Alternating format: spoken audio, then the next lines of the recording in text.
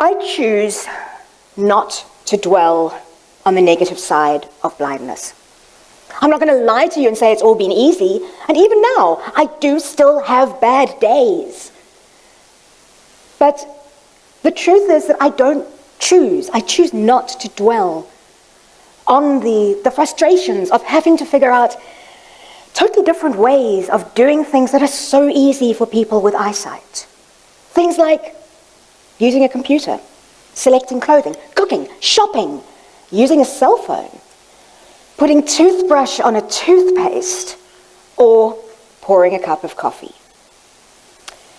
And I'd like to stop there for a moment and ask you to think about how you pour a cup of coffee. And then imagine how you would do it without sight.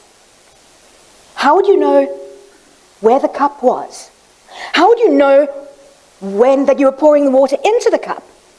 Bearing in mind it's boiling water. How would you know you were pouring it into the cup and not over the counter or on your hands? How would you know when the cup was full?